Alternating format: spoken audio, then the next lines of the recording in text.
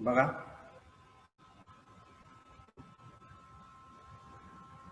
काल मी एक तुम्हाला वर्ड सांगितला ॲडव्हर्टाइजमेंट. ॲडव्हर्टाइजमेंट वर्ड कशापासून तयार झाला आहे तर लॅटिन वर्ड ॲडव्हर्टीज, आणि त्याचं मिनिंग आहे to turn the mind of towards the product towards the service. एखाद्या सर्व्हिसकडं किंवा एखाद्या प्रोडक्टचं माइंड चेंज करणं म्हणजे त्याला आपण काय म्हणतो ॲडव्हर्टाइजमेंट. आता अकॉर्डिंग टू अमेरिकन मार्केटिंग त्यांनी डेफिनेशन सांगितली, advertising is any paid form of non personal presentation and promotion of ideas goods and services by and identified sponsor. म्हणजे ज्याला जी बातमी द्यायची आहे त्याच्याकडून नॉन पर्सनल किंवा पेड फॉर्म ऑफ कम्युनिकेशन असतं की ज्यातून आपण प्रेझेंटेशन करत असतो, आपले आयडियाज असतील किंवा आपले गुड्स असतील किंवा आपल्या सर्व्हिस असतील, तर त्याला आपण काय म्हणतो ॲडव्हर्टायझमेंट.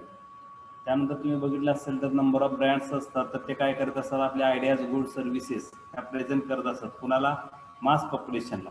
मास पॉप्युलेशनला जर त्या प्रेझेंट करत असतील तर त्याला means of communication, means of advertisement और means of disseminating information properly use करायला लागतात. Means of communication through we spread the information of the particular good services and idea. आता मीन्स ऑफ मीडिया कुठले आहेत, न्यूजपेपर असेल, magazine असेल, television असेल, radio असेल. तर such type of means of communication we use to spread the information और exhibit our advertisement and that one help to inform the audience. त्यानंतर तुम्ही जर बघितलं असेल बिलबोर्ड्स असतील, डिजिटल बोर्ड्स असतील, फ्लेक्सिबल असतील, तर त्याचा वापर आपण जाहिराती देण्यासाठी इथं करत असतो.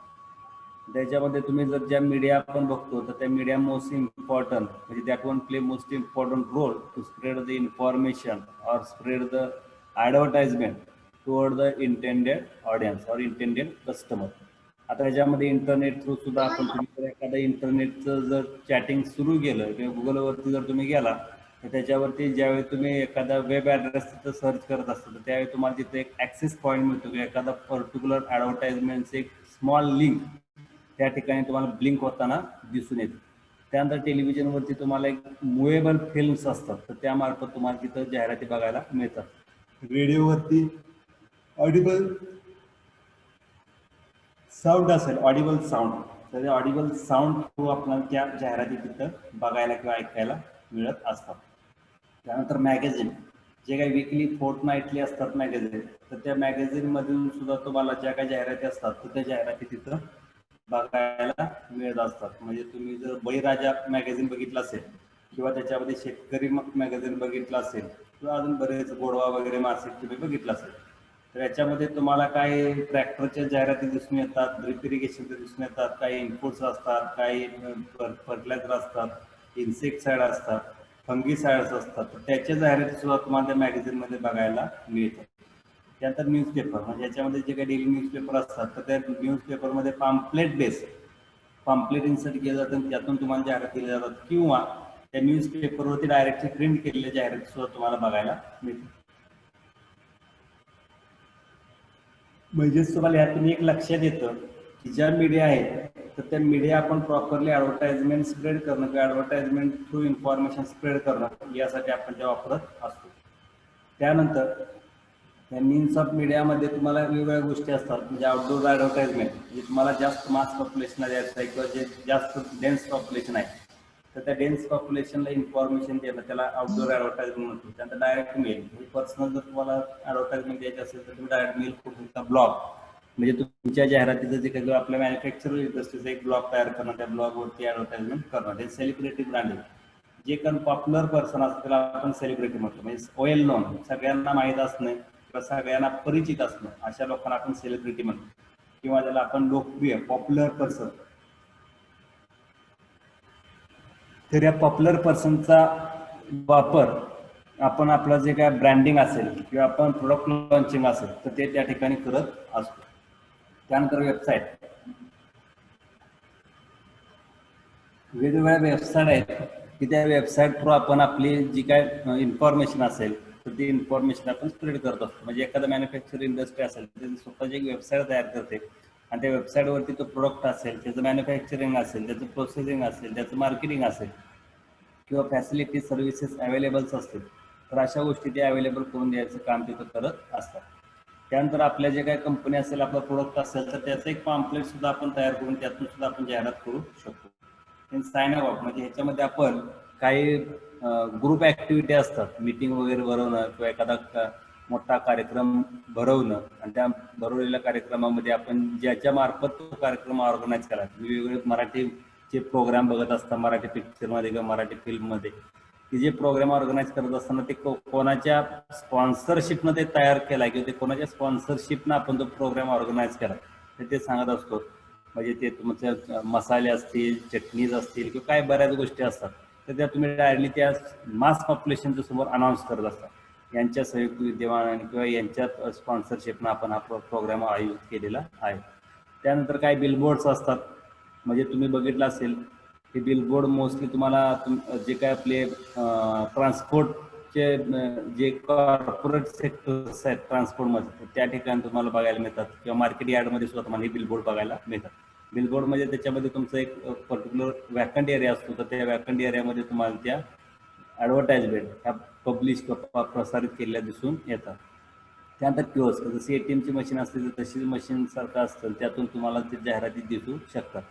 त्यानंतर ट्रेड शो अँड इव्हेंट्स, याच्यामध्ये तुमचं जे काय व्यापारी वर्गाचं ते वेगवेगळे ते लिलाव वगैरे चालू असतात, तर त्याच्यामध्ये सुद्धा तुम्हाला तिथे जाहिराती बघायला मिळतात. आणि याच्या व्यतिरिक्त काही वेगळे इव्हेंट असतात तर तिथे सुद्धा तुम्हाला जाहिराती बघायला मिळतात.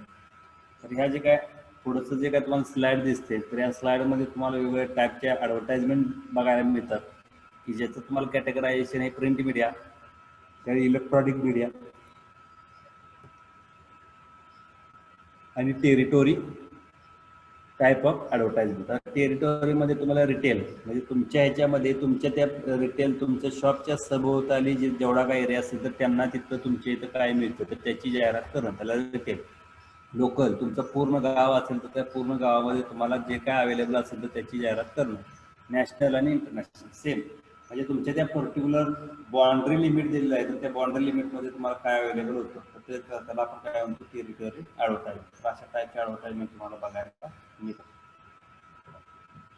त्यानंतर ऑब्जेक्टिव्ह ऑफ ॲडव्हर्टाइजमेंट. आता काय तर उद्दिष्ट असतं, आपण फक्त जाहिरात देत असताना फक्त आपण प्रोडक्ट तयार केला आणि तो मार्केटमध्ये लॉन्च केला, किंवा आपण प्रोडक्ट तयार केला तो कन्झ्युमरला अवेलेबल करून दिला, तर इथंपर्यंत लिमिटेड न राहता you get benefit of the particular advertisement. तर तुम्हाला त्यातून काहीतरी बेनिफिट मिळावं लागतं. तर त्यासाठी तुम्ही काय करता, you make some objective for your betterment और फॉर युअर प्रॉपर डेव्हलपमेंट. तुमच्या प्रॉपर डेव्हलपमेंटसाठी केला.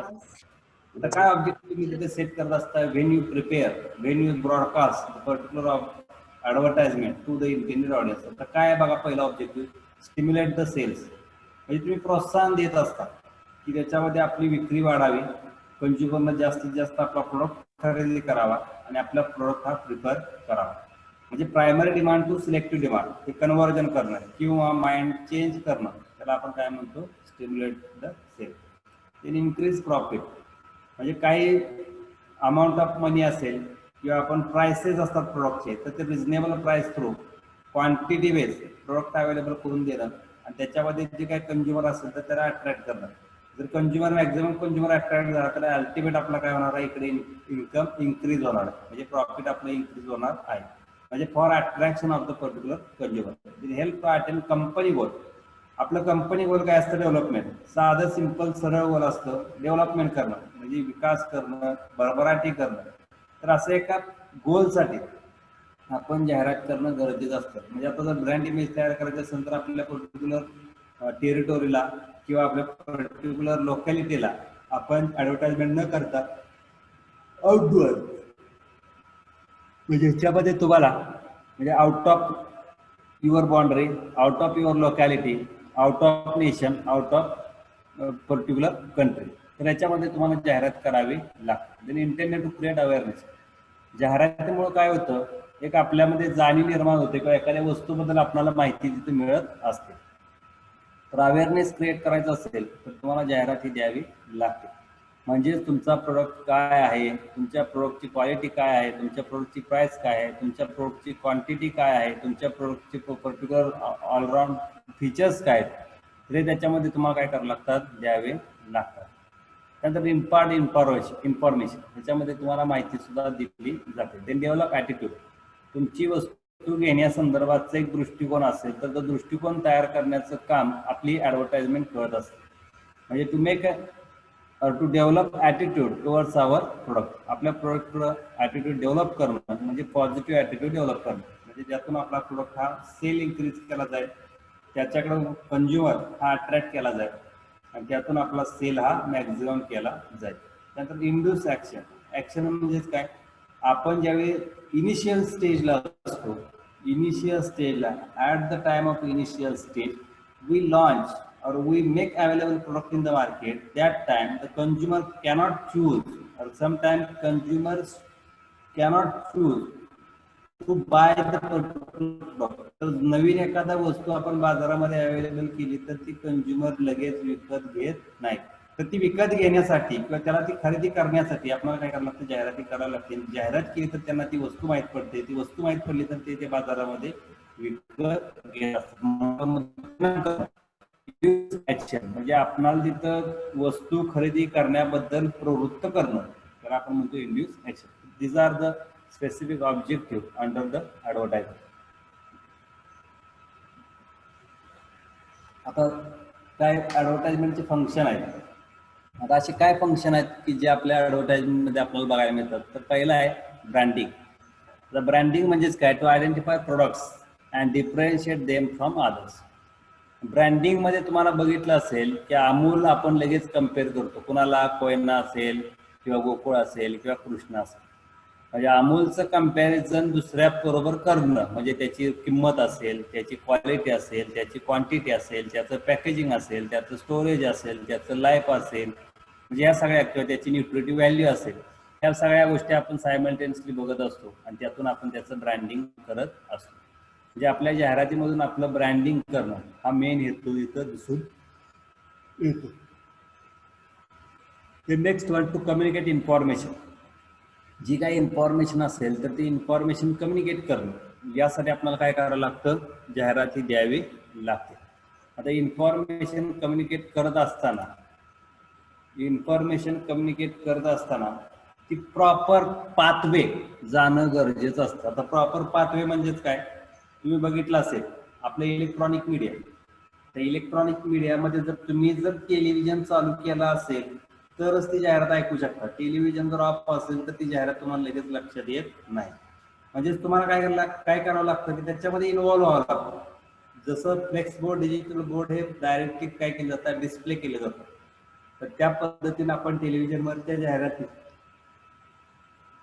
ज्यावेळी टेलिव्हिजन ऑन पोझिशनला असेल तर त्यावेळी जर डिस्प्ले झाली तर ती जाहिरात आपण बघू शकतो, पण जर डिस्प्ले झाली नाही तर ती जाहिरात आपण बघू शकत नाही.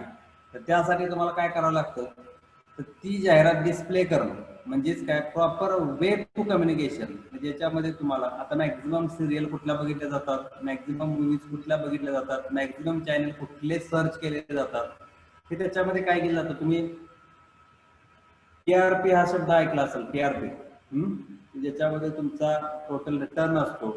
म्हणजे याच्यामध्ये वेगवेगळे चॅनल्स असतात, न्यूज चॅनल्स असतात, तर त्या बेसवरती काय केलं जातं, त्या जाहिराती त्या पर्टिक्युलर चॅनलवरती ते दिल्या जातात आणि त्यातून लोकांच्या मनामध्ये त्यांचं मत परिवर्तन करण्याचा प्रयत्न केला जातो. म्हणजे तुम्ही जर जास्त सिरियल एखाद्या टेलिव्हिजनवरती किंवा एखाद्या चॅनलवरती बघत असाल तर त्या चॅनलवरती तुम्हाला जास्त जाहिराती बघायला मिळतात, कारण एक ती पॉप्युलॅरिटी त्या पर्टिक्युलर सिरियलमध्ये किंवा त्या मूवीजमध्ये किंवा त्या चॅनलमध्ये तुम्हाला दिसून येत असते. म्हणून तुम्हाला जे काही कम्युनिकेशन इन्फॉर्मेशन असेल तर ती कम्युनिकेशन ऑफ इन्फॉर्मेशन हे प्रॉपर पाथमध्ये होणं गरजेचं असतं. तर that were is the second one most important function of advertisement, to communicate information through proper path. Then to induce consumer to try new product and to suggest reuse. म्हणजेच काय, आपण एखादा प्रोडक्ट लॉन्च केला तर त्यांना सांगणं की तुम्ही खरेदी करा आणि खरेदी केल्यानंतर त्याचा एक्सपिरियन्स घेतल्यानंतर तो तुम्ही सजेस्ट करा किंवा तुम्ही परत तो रियूज करा. म्हणजे रिपीटेड कंझ्युमर जे असतात तर ते रिपीटेड कंझ्युमर इन्क्रीज करणं प्लस अट्रॅक्ट न्यू कंझ्युमर. तर त्यासाठी आपल्याला काय करावं लागतं, आपला प्रोडक्ट मार्केटमध्ये अवेलेबल करून द्यावा लागतो आणि तो खरेदी करणं यासाठी कन्व्हिन्स करावं लागतं. जसं आपले ॲग्रिकल्चर इनपुट्स असतात. तर या ॲग्रिकल्चर इनपुट्स आपण बघितलं असेल की डेमो प्लॉटसाठी फर्स्टली काय केलं जातात, अवेलेबल करून दिले जातात. तर डेमो प्लॉट म्हणजे कुणाच्या शेतामध्ये डेमो प्लॉट केला जातो, जे प्रगतशील शेतकरी असतील तर अशा प्रगतशील शेतकऱ्यांच्या शेतामध्ये हे डेमो प्लॉट ऑर्गनाईज केले जातात आणि त्यामार्फत आपण माहिती देत असतो. म्हणजेच आपला प्रोडक्ट हा मार्केटमध्ये अवेलेबल करून देत असताना तो प्रोडक्ट कसा पॉप्युलर केला जाईल, तर असं यासाठी आपल्याला काय करावं लागतं, कंझ्युमरला इंट्रोड्यूस करावं लागतं. Next to stimulate and distribution म्हणजे प्रोत्साहन देणं आणि त्याचं प्रॉपरली वितरण करणं. To build a brand awareness, preference and loyalty. आता ह्याच्यामध्ये काय केलं जातं, तुमच्या मनामध्ये एक अवेअरनेस तयार करणं आणि त्यातून तुम्हाला तो प्रोडक्ट हा खरेदी करणं. म्हणजे याच्यामध्ये स्वमालकी असेल किंवा त्याला पहिला जो प्रेफरन्स असेल तर तो कस्टमर करून देणं गरजेचं असतं. म्हणजेच त्याला आपण काय म्हणतो, टू बिल्ड ब्रँड अवेअरनेस. आपल्या ब्रँडबद्दल अवेअरनेस जाणीव निर्माण करून देणं, त्याला प्रेफरन्स देणं भाग पाडणं आणि त्याच्यामध्ये स्वायत्तता किंवा आपण त्याच्यामध्ये लॉयल्टी अवेलेबल करून देणं. And to lower the cost of sales, for the cost of reaching just one prospect through personal selling, companies can reach thousands of people through media advertising. आता जर तुम्ही बघितलं असेल, एखादा प्रोडक्ट असेल आणि तो जर आपल्याला लॉन्च करायचा असेल आणि तो जर आपण लोकल लेवलवरती लॉन्च करायला गेलो तर आपल्याला प्रत्येकाच्या घरामध्ये जावं लागेल, तिथं त्यानंतर त्यानं प्रोडक्ट घेतला तर ठीक, त्यानं नाही घेतला तर परत ते बोललेलं सगळं वाया जाणं. तर यासाठी काय करावं लागतं, आपल्याला हे चॅनलचा वापर करावा लागतो. यांचे काय मीन्स ऑफ कम्युनिकेशन किंवा मीन्स ऑफ ॲडव्हर्टाइजमेंट्स असते, तर ते आपल्याला ॲडव्हर्टाइजमेंट थ्रू आपण आपली इन्फॉर्मेशन जी असेल तर ती इन्फॉर्मेशन आपण त्या कंझ्युमरपर्यंत देत असतो. तर अशा पद्धतीने आपल्याला काही बेसिक फंक्शन आपल्या ॲडव्हर्टाइजमेंटचे बघायला मिळते.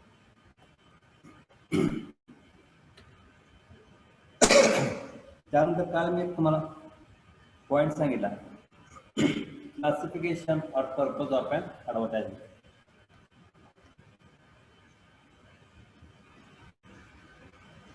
आता याच्यामध्ये पहिलं क्लासिफिकेशन आहे किंवा पर्पज बेस आपल्याला ॲडव्हर्टाइजमेंटचं क्लासिफिकेशन दिसतं, product and non product advertisement.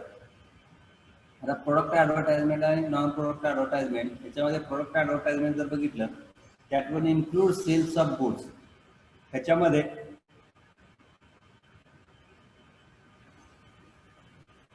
Product ॲडव्हर्टाइजमेंटमध्ये आपली वस्तू विकणं, म्हणजे त्याला आपण काय म्हणतो, प्रोडक्ट विकणं नाही पण सर्व्हिसेस त्याच्यामध्ये सेल करणं, त्याला आपण काय म्हणतो, नॉन प्रोडक्ट ॲडव्हर्टाइजमेंट.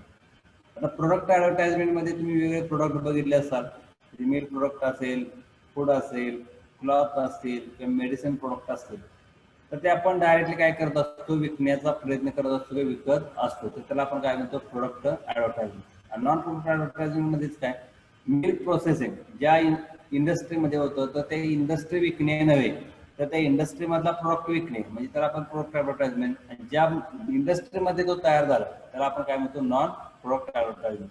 तसंच फूड, तसंच क्लॉथ, तसंच मेडिसिन. जे वेगवेगळे इन्स्टिट्यूशन असेल, कॉर्पोरेट ॲडव्हर्टाइजमेंट असेल किंवा एज्युकेशनल ॲडव्हर्टाइजमेंट असतील, तर हे ॲडव्हर्टाइजमेंट आपल्याला कशामध्ये येतात, नॉन प्रोडक्ट ॲडव्हर्टाइजमेंट. म्हणजे ही वस्तू विकायची नसते पण त्या वस्तूबद्दल अवेअरनेस क्रिएट करणं, जनजागृती निर्माण करणं किंवा त्या वस्तूची इन्फॉर्मेशन देणं, त्याला आपण काय म्हणतो, नॉन प्रोडक्ट ॲडव्हर्टाइजमेंट.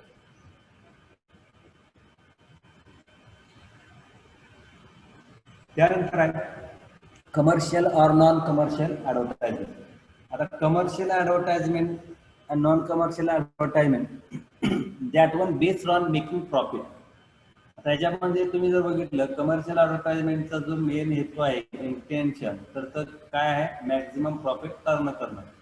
नॉन कमर्शियलमध्ये आपण मॅक्झिमम प्रॉफिट अर्न करू शकत नाही. म्हणजे याच्यामध्ये जर तुम्ही बघितलं तर आपण प्रॉफिट अर्न करत असतो, मॅक्झिमम मनी आपण अर्न करत असतो, पण त्यातून आपल्याला कमर्शियल म्हणजे जास्तीच आपण त्या ठिकाणी परचेस किंवा आपण प्रॉफिट तिथे घेत नाही.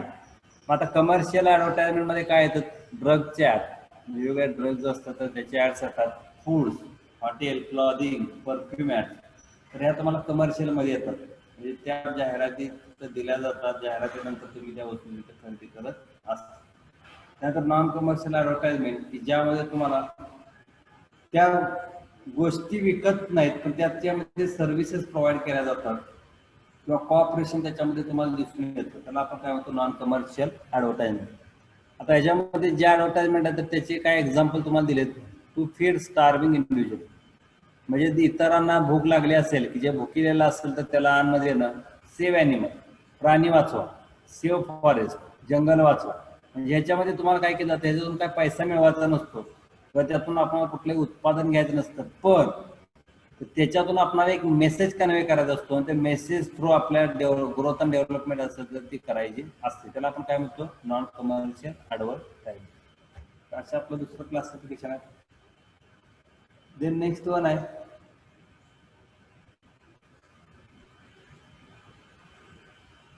Primary demand and selective demand advertisement. आता बघा याच्यामध्ये मी डायरेक्ट तुम्हाला एक्झाम्पल दिले. प्रायमरी डिमांडमध्ये काय केलं जातं, तुम्हाला तुमच्याकडे मिल्क प्रोडक्ट्स असते आणि त्याच्यामध्ये तुम्हाला प्रायमरी डिमांड काय, मिल्क प्रोडक्ट मधला फक्त तुम्हाला श्रीखंड हा प्रोडक्ट पाहिजे. तर श्रीखंड हा प्रोडक्ट आपण घेणं म्हणजे कुठल्याही कंपनीचा असू दे, किती प्राईसचा असू दे, किती क्वांटिटीचा असू दे, म्हणजे तो प्रोडक्ट आपल्याला तिथे अवेलेबल होणं आणि तो प्रोडक्ट आपण खरेदी करणं, त्याला आपण काय म्हणतो प्रायमरी डिमांड. सिलेक्टिव्ह डिमांडमध्ये काय येतं, वेगवेगळे ब्रँड अवेलेबल असतात पण त्या वेगवेगळ्या ब्रँडमधला आपल्याला जो फॅमिलियर ब्रँड असेल किंवा फॅमिलियर प्रोडक्ट असेल तर तोच प्रोडक्ट त्या ठिकाणी चूज करणं आणि तो परचेस करणं, त्याला आपण काय म्हणतो सिलेक्टिव्ह डिमांड. म्हणजे तुम्हाला मॅक्झिमम ऑप्शन दोन्ही ठिकाणी अवेलेबल असतात, पण दोन्ही ठिकाणी मॅक्झिमम ऑप्शन अवेलेबल असताना प्रायमरी डिमांडमध्ये आपण कुठल्याही क्वालिटीचं श्रीखंड असलं तरी चालेल पण श्रीखंड पाहिजे म्हणजे प्रायमरी डिमांड. आणि सिलेक्टिव्ह डिमांड म्हणजेच काय, मला श्रीखंड पाहिजे पण जे चांगलं आहे किंवा जे चांगल्या क्वालिटीचं आहे ज्याच्यामध्ये प्रॉपरली प्रिकॉशन घेतली जाते असंच आपल्याला एखादा प्रोडक्ट किंवा एखादा ब्रँड तिथं मिळणं म्हणजे तर आपण काय म्हणतो सिलेक्टिव्ह ब्रँड किंवा सिलेक्टिव्ह डिमांड. त्यानंतर आहे direct action and indirect action advertisement. आता डायरेक्ट ऍक्शन आणि इनडायरेक्ट ऍक्शन ॲडव्हर्टाइजमेंट मध्ये जर तुम्ही बघितलं तर direct action where the particular consumer direct response to the goods, म्हणजे त्याच्यामध्ये तुम्हाला डायरेक्ट रिस्पॉन्स द्यायचं काम हा एखादा कंझ्युमर असेल तर तो त्या ठिकाणी करत असतो, त्याला आपण काय म्हणतो डायरेक्ट ऍक्शन. आणि इनडायरेक्ट ऍक्शन म्हणजेच काय, ज्याच्यामध्ये can't give or the consumer can't give the immediate response to the particular product, तर त्याला आपण काय म्हणतो इनडायरेक्ट ऍक्शन. आता डायरेक्ट ऍक्शन मध्ये जर तुम्ही बघितलं तर तुम्ही एखादी लॉटरीचं कुपन असेल 50 लाखाची लॉटरी असेल तर त्याच्यामध्ये तुम्ही जर जाहिरात दिली की 50 लाखाची लॉटरी या ठिकाणी मिळेल तर तुम्हाला बघितलं तर 5 रुपये तिकीट घ्यायला बरीच गर्दी डायरेक्ट जमा होते, म्हणजे आपण डायरेक्ट ऍक्शन. आणि इनडायरेक्ट ऍक्शन मध्ये जर तुम्ही बघितलं सेल्स प्रमोशन इन्सेंटिव्ह ह्याच्यामध्ये तुम्हाला काय केलं जातं, काय मुभा दिली जाते किंवा त्याच्यामध्ये तुम्हाला काय गोष्टीमध्ये अवेअरनेस म्हणजे त्याप्रमाणे help to build the awareness of the product, तर त्या प्रोडक्टचा अवेअरनेस बिल्ड करणं यासाठी तुम्हाला वेळ तिथे दिला जातो. त्यातून आपण कुठलाही ब्रँड असेल किंवा कुठलाही वस्तू असेल तर ती विकत नाही, त्याला आपण डायरेक्ट ऍक्शन नाही इनडायरेक्ट ऍक्शन असं म्हणतो. त्यानंतरचा भाग जो बघितला आपण लेआउट, म्हणजे advertising in print media constitute a major part of any advertising campaign. Television advertisement volatile and more expensive. At the same time, print advertisements are relatively less expensive and have less good reach. त्याच्यामध्ये जर तुम्ही बघितलं तर याच्या काय आपण जाहिराती देत असतो तर याच्यामध्ये मॅक्झिमम पार्ट हा तिथे दिलेला असतो. मॅक्झिमम पार्ट मध्ये ज्या जाहिराती असतात तर ते काय पॉलिसी असतात किंवा कंप्लेंट्स असतात किंवा प्रोडक्ट रिलेटेड असतात. तर या जाहिराती ज्या आपण टेलिव्हिजन मध्ये देतो तर त्या व्हॅनिश होतात, पण ज्या प्रिंट मीडियामध्ये देतो तर त्या व्हॅनिश होत नाहीत. पण इलेक्ट्रॉनिक मीडियामधल्या जाहिराती ह्या मोर एक्सपेन्सिव्ह असतात आणि इलेक्ट्रॉनिक मीडियावरती जे दिलेले जाहिराती असतात हे इलेक्ट्रॉनिक मीडियावरच्या ज्या जाहिराती असतात त्या मोर एक्सपेन्सिव्ह असतात, तर प्रिंट मीडियामधल्या ह्या कशा असतात लेस एक्सपेन्सिव्ह जाहिराती आपल्याला दिसून येतात. त्यानंतर advertisement in print media can be designed keeping in the mind the kind of an audience the newspaper और magazine is expected to reach bye.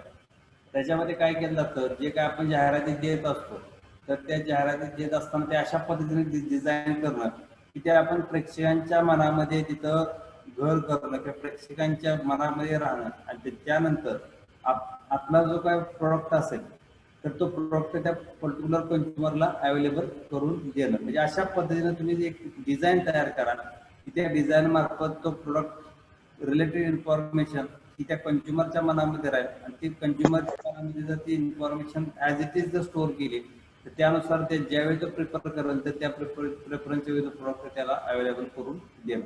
तर अशा पद्धतीनं आपला जे काही ऍडव्हर्टाइजमेंट असेल तर त्या ऍडव्हर्टाइजमेंट आपण या ठिकाणी देत असतो.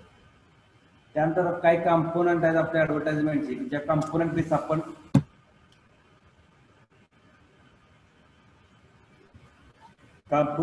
आपण जाहिराती तिथं देत असतो.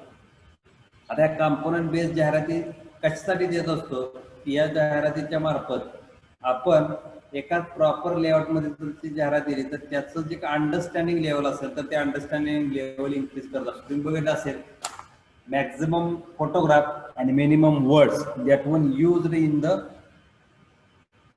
Print advertisement. तर प्रिंट ऍडव्हर्टाइजमेंटमध्ये तुम्हाला जास्तीचे फोटो दाखवले जातात आणि काही ठिकाणी तुम्हाला लिखित स्वरूपामधली इन्फॉर्मेशन तिथं दिसून येईल. आता असं का होतं तर याच्यामध्ये जर तुम्ही बघितलं तर व्हिज्युअल टाइप ऑफ ऑब्झर्वेशन मध्ये 30% directly understand related to advertisement. 70% directly grasp the information related to advertisement. म्हणजे व्हिज्युअल ऑब्झर्वेशन मध्ये आपल्याला 70% लोक हे त्याचा ग्रास्पिंग करत असतात आणि 30% लोक हे visual plus print type of advertisement याच्यावरती जास्त अवलंबून असतात. त्यानंतर हेडलाईन.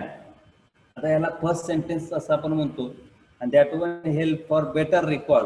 तुम्हाला एक बेटर रिकॉल मिळणं यासाठी जी काही जाहिरात असेल तर ती जाहिरातीमध्ये आपल्याला हेडलाईन यूज करावं लागतं. त्यानंतर कॉपी म्हणजे त्याला आपण नोटिसेबल पॉईंट किंवा special features of the advertisement. आता काय स्पेशल फीचर्स असतात की जे तुम्हाला तिथं द्यावे लागतात. म्हणजे आपला प्रोडक्ट जर मोबाईल असेल तर त्या मोबाईलची रॅम किती, मोबाईलचा कॅमेरा किती, मोबाईलची बॅटरी बॅकअप किती, मोबाईलची लाईफ किती, मोबाईलचं सराउंडिंग असेल तर ती कशा पद्धतीनं, तर ते याचं जे काही जनरल इन्फॉर्मेशन असेल तर ते स्पेसिफिक फीचर किंवा ते कॉपीमध्ये आपल्याला देता येणं गरजेचं आहे. त्या स्लोगन ज्या कंपनीने तयार केला असेल, ज्या मॅन्युफॅक्चरर इंडस्ट्रीने तयार केला तर त्यांचा स्लोगन तिथे तयार करणं.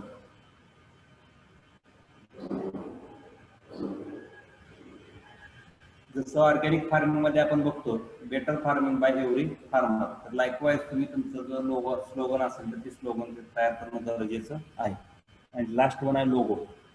ज्या मॅन्युफॅक्चर कंपनीचा तुम्ही प्रोडक्ट तयार करताय तर त्या मॅन्युफॅक्चर कंपनीचा लोगो तुम्हाला तिथे देणं गरजेचं असतं.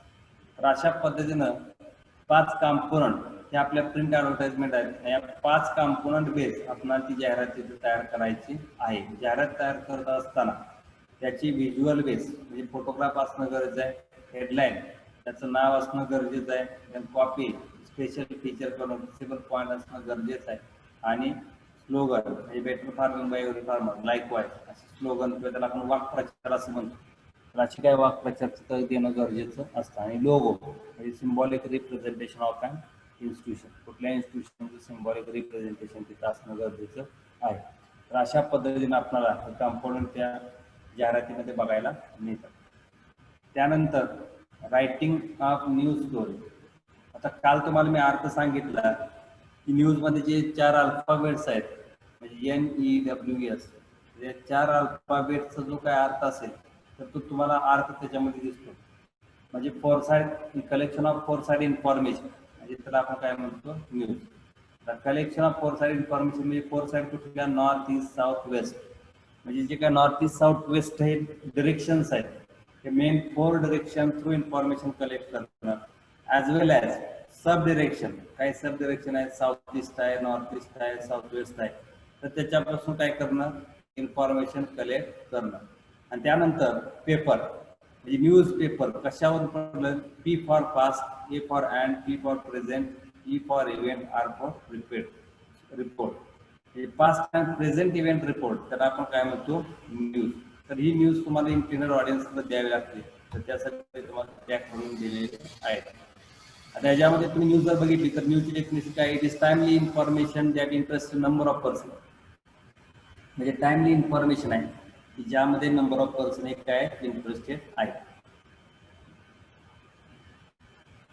त्यानंतर the news is an account of a current idea event or problem that interest people. आता एक कशाची काही अकाउंट इन्फॉर्मेशन असेल तर ती करंट असावी, म्हणजे सध्या घडलेली असावी किंवा प्रेझेंटमध्ये घडलेली असावी.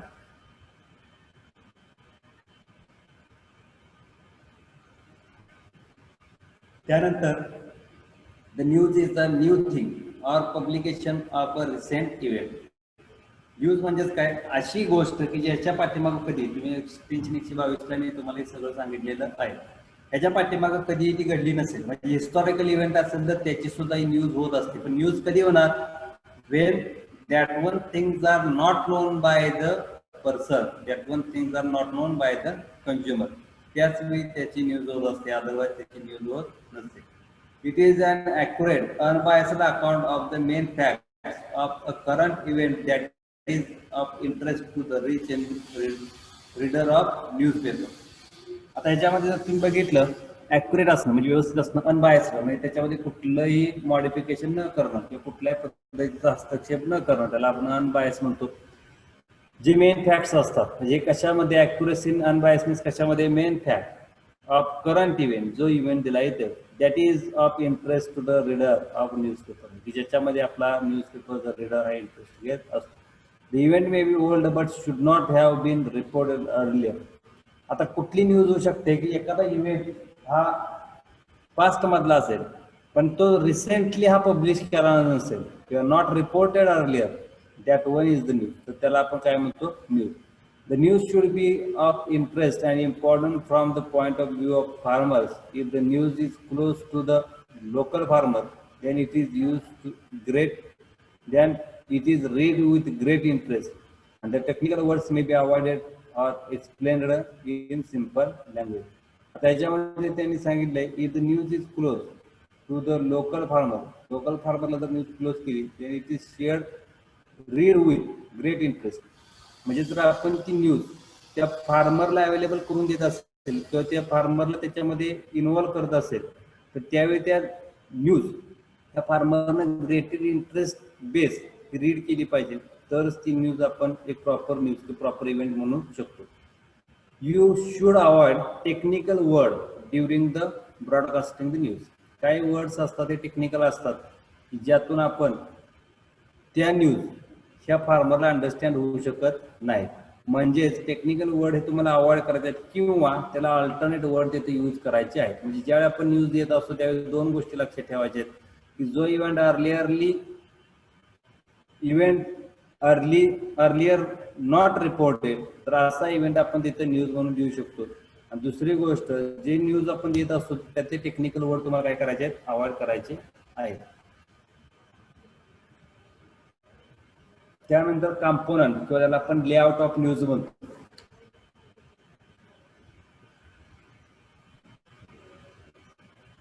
कंपोनंट और लेआउट ऑफ न्यूज. आता याच्यामध्ये पहिला कंपोनंट आहे हेडलाईन. जसं आपण ॲडव्हर्टाइजमेंटमध्ये हेडलाईन बघितली तर तसं त्याच्यामध्ये एक हेडलाईन आहे, त्याला आपण फ्लॅग लाईक किंवा आपलं स्टार्टिंग किंवा वन सेंटेन्स किंवा इनिशियल सेंटेन्स असं सुद्धा म्हणत असतो. It is flag like and indicate the content of the news. या न्यूजमध्ये काय आहे हे सांगायचं काम आपलं हेडलाईन करत असतं. इट सर्व्स ॲज जो विंडो ऑफ द न्यूजपेपर. ही काय आपल्या न्यूजपेपरचा विंडो आहे, म्हणजे ह्याच्यामध्ये काय इन्फॉर्मेशन असेल तुम्हाला हेडलाईन वरून समजू शकतं. It gives most important and attractive part of the news and attract the attention of the reader.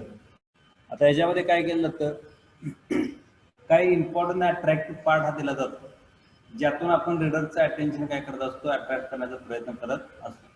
Lead म्हणजे तुम्ही जर बॉक्समध्ये एखादी न्यूज असेल आणि त्या न्यूजमध्ये जर एखादा बॉक्स असेल आणि तो हायलाईट केला असेल, कलर्ड असेल, तर त्याला आपण काय म्हणतो, एक प्रॉपर लीड किंवा एक leading part of the story.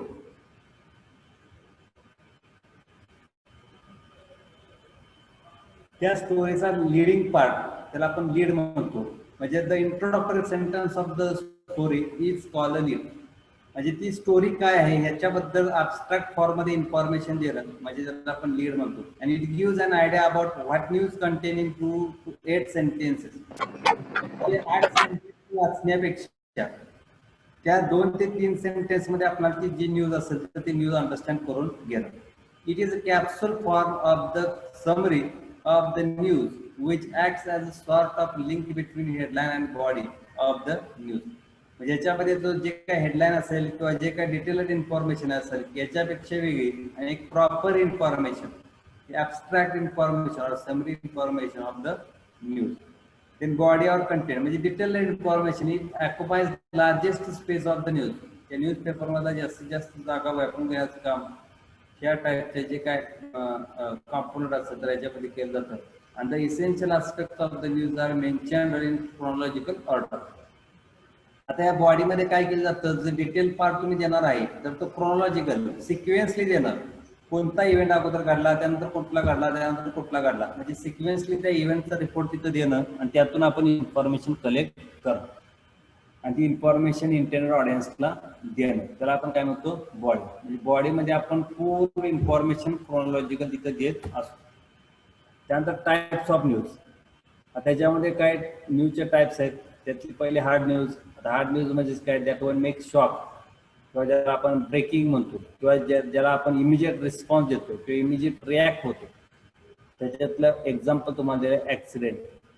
त्यानंतर सॉफ्ट न्यूज, त्याच्यातून आपण जास्त एक्साइटमेंट होत नाही किंवा इमिजिएट रिस्पॉन्स देत नाही किंवा यातून आपण जी काही न्यूज असेल तर या न्यूजमधून कोणावरही अन्याय न करता तर ती इन्फॉर्मेशन द्याल तर आपण काय म्हणतो सॉफ्ट न्यूज.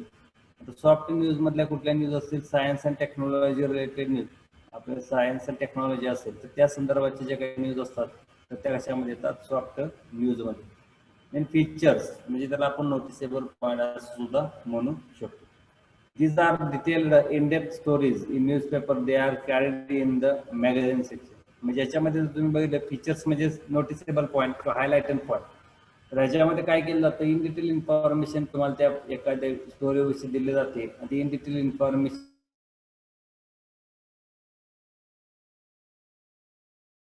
एका ठिकाणी काय केली जाते कॅरी केली. प्रोफाईल ऑफ न्यूज मेकर, जे न्यूज तयार करणार असतात तर त्यांचा प्रोफाईल म्हणजे जर ॲग्रोमेट्रोलॉजिकल डेटा देणारे साबळे साहेब असतील तर त्यांचा डेटा असेल किंवा जर आपल्या ह्याच्यामध्ये न्यूज तयार करणारे जे कोण न्यूज मेकर असतील तर त्या पर्सनची जो प्रोफाईल असेल तर तो त्याच्यामध्ये देण्यात येतो.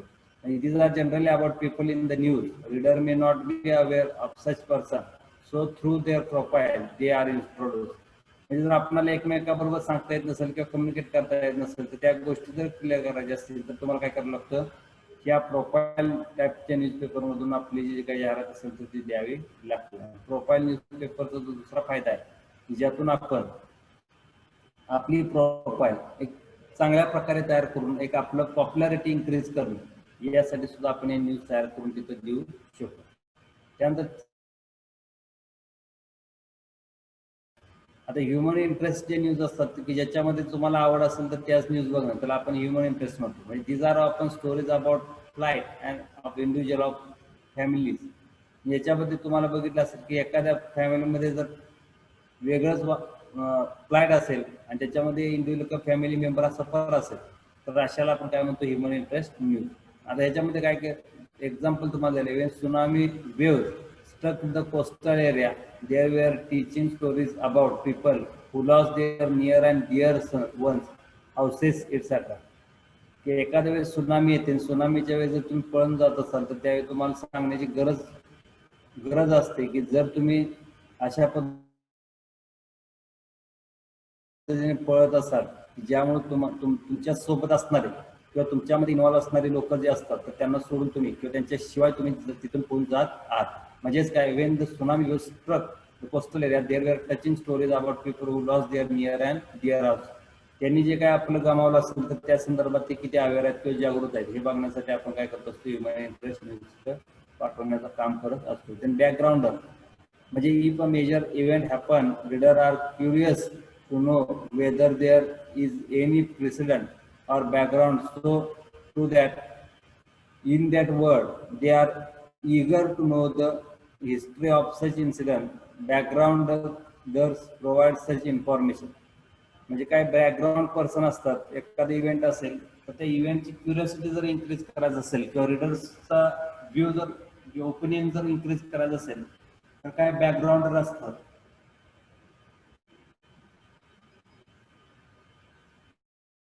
तर ते बॅकग्राऊंडर तुमचे एक प्रॉपर वर्ड वापरणं किंवा तो इन्सिडंट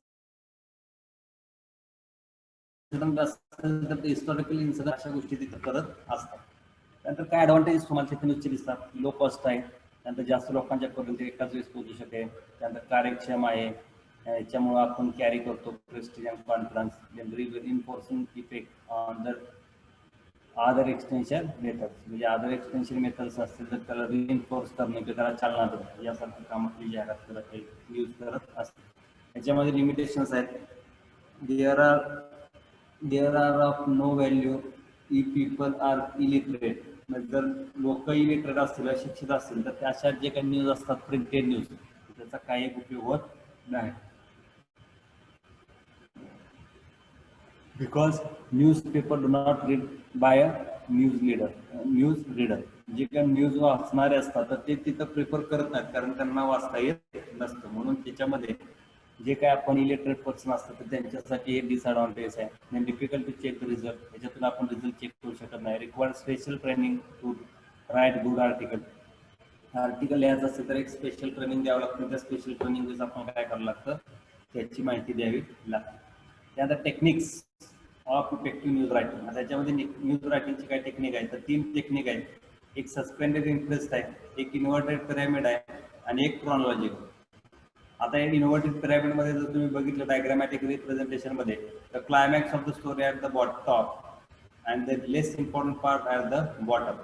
म्हणजे तुम्हाला अतिशय महत्वाचा भाग सुरुवातीला, त्यानंतर कमी महत्वाचं, त्यानंतर कमी महत्वाचं आणि शेवटी अतिशय कमी महत्वाचं किंवा मायनर डिटेल्स हा त्याच्यामध्ये दिल्या जातात. त्याला आपण म्हणतो इन्व्हर्टेड पिरॅमिड. जसं आपण पिक्चरमध्ये हे पिरॅमिड स्ट्रक्चर असतं आणि आपल्या न्यूजमध्ये कसं असतं इन्व्हर्टेड पिरॅमिड स्ट्रक्चर असतं. त्यानंतर आपला क्रोनॉलॉजिकल नॅरेटिव्ह. क्रोनॉलॉजिकल म्हणजेच काय, कुठला इव्हेंट कधी घडला, किती वाजता घडला, कोणत्या दिवशी घडला, कोणत्या ठिकाणी घडला, त्याला आपण काय म्हणतो क्रोनॉलॉजिकल नॅरेटिव्ह. या सगळ्या गोष्टी डिटेल्स त्याच्यामध्ये असतात. It is sometime best to write the stories of event in which they are offer. याच्यामधून काय केलं जातं की आपण ज्या ठिकाणी ऑब्झर्व होतो तर त्या ठिकाणची जी काय माहिती असेल तर ती प्रॉपरली क्रोनॉलॉजिकल तिथं आपण देणं. म्हणजे एखादी गोष्ट घडत असताना किंवा घटना घडत असताना, इव्हेंट घडत असताना कोणत्या स्टेपमध्ये तो घडला त्याला आपण काय म्हणतो क्रोनॉलॉजिकल नॅरेटिव्ह. सस्पेंडेड इंटरेस्ट म्हणजे climax of the story not disclose to the intended audience till the programme is over. म्हणजे जोपर्यंत आपला ते प्रोग्राम पूर्ण होत नाही किंवा जोपर्यंत आपण प्रोग्रामच्या शेवटी येत नाही किंवा जोपर्यंत आपण त्या जे न्यूज असेल तर ते न्यूजचे एंड पॉईंटला येत नाही तर तोपर्यंत तुम्ही काय करणं, ती न्यूजमध्ये इन्फॉर्मेशन काय असतील किंवा मेजर पार्ट्स असतील तर तो मेजर पार्ट काय करणं, हिडन करणं किंवा तसाच तो ठेवणं, ज्यामुळे आपलं काय होतं इंटरेस्ट सस्पेंड होणं. आणि त्यात आता काय होतं किंवा आता पुढं काय होईल तर या गोष्टी त्याच्यामध्ये आपण तिथं लक्षात घेत असतो. तर अशा पद्धतीनं आपला जो काय ॲडव्हर्टाइजमेंट असेल किंवा न्यूज स्टोरी असेल तर तो भाग आपण इथं संपवलेला आहे. तुम्हाला सुद्धा जो लेआउट असेल तर त्या लेआउटमध्ये एक जाहिरात तयार करायची आहे आणि एक ॲडव्हर्टाइजमेंट तयार करायचे आहे. आणि जाहिरात आणि ॲडव्हर्टाइजमेंट तयार केली की ती आपापल्या कंटिन्युअस पेजमध्ये, म्हणजे एक जाहिरात आणि त्याला कंटिन्युअस पेजमध्ये तुमचं न्यूज, अशी कंटिन्यू पेजमध्ये एक PDF तयार करा आणि आपल्या ग्रुपवरती ती सबमिट करा. तुम्ही ज्या न्यूज बघितल्या असतील वेगवेगळ्या न्यूज, तुम्ही कुठलीही आपल्या कॉलेजमध्ये एका प्रोग्रामची न्यूज तयार करा, एखाद्या ॲग्रिकल्चर मधली एखादी न्यूज तयार करा, एखाद्या इंडस्ट्रियल एरियामधले करा, मार्केटिंग सेक्टरमध्ये एखादी न्यूज तयार करा, कुठली एनी न्यूज तुम्ही तिथं तयार करा. आणि ती न्यूजमध्ये तुम्हाला हेडिंग देता आलं पाहिजे त्या न्यूजला. त्यानंतर त्या न्यूजचा जो काय लीड पार्ट, म्हणजे जो न्यूज बाकी 7 ते 8 ओळी वाचल्यापेक्षा त्या 2 ओळी वाचल्यानंतर किंवा 3 ओळी वाचल्यानंतर आपल्याला समजू शकतं. तर असा भाग तुम्ही तिथं लीड हा पार्ट द्या. आणि त्यानंतर body of the particular news, त्या न्यूजची पूर्ण बॉडी तुम्हाला तिथे द्यावी लागेल. तर अशा पद्धतीने आपल्याला जी काही न्यूज असेल तर ती न्यूज तुम्हाला तयार करायची आहे. आणि ॲडव्हर्टाइजमेंट सुद्धा सेम, म्हणजे व्हिज्युअल असेल, हेडलाईन असेल, स्लोगन असेल, लोगो असेल, तर या बेसिसवरती तुम्हाला तयार करून ती माझ्या ग्रुपवरती, आपला जो काही ग्रुप आहे तर त्या ग्रुपवरती तुम्ही सबमिट केली पाहिजे. ठीक आहे. आता याच्यामध्ये तुम्हाला क्वेश्चन विचारला जातो, तर ऍडव्हर्टाइजमेंटचे जे काही 2 क्वेश्चन आहेत तर ते मी विचारलेले आहेत. तर न्यूज मधले जे काही क्वेश्चन आहेत, तर या न्यूज मधला जो क्वेश्चन तुम्हाला विचारला जाईल, give the define news and give the advantage and limitations of news. त्यानंतर तुम्हाला हा एक क्वेश्चन दिला जातो, explain the types of news. Direct तुम्हाला सगळे टाइप्स एक्सप्लेन करावे लागतील. किंवा तुम्हाला तिसरा क्वेश्चन असेल, prepare news on any programme that one organiser in your college. तुमच्या कॉलेजमध्ये असा एखादा प्रोग्राम ऑर्गनाईज केला तर त्या संदर्भाची एखादी न्यूज तुम्ही तयार करा. तर असा एक तुम्हाला तिथं पर्टिक्युलर ज्या प्रॅक्टिकल वर्क असेल तर ते प्रॅक्टिकल वर्क कम्प्लीट करावं लागतं. आणि हा लास्टचा क्वेश्चन आहे, explain the component of news. जसं आपण ॲडव्हर्टाइजमेंटचे कॉम्पोनंट एक्सप्लेन केले तर तसंच हा एक आहे, explain the component of news. तर likewise you complete the exercise work in one continue PDF with respect to our advertisement and news. आणि त्या प्रत्येकानं आपली PDF फाईल तयार करा आणि त्यालाच डायरेक्ट रजिस्ट्रेशन नंबर आणि नाव तिथं द्या आणि ती PDF आपल्या ग्रुपवरती जमा करा. ठीक आहे.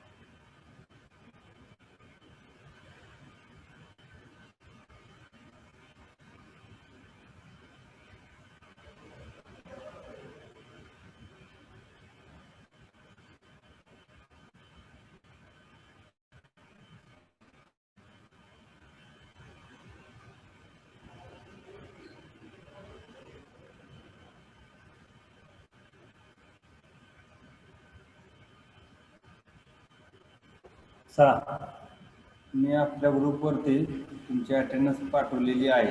तर बघा अटेंडन्स, कालच्या लेक्चरची पण आहे. ती पण पाहिजे असेल तर ती पण पाठवतो लगेच.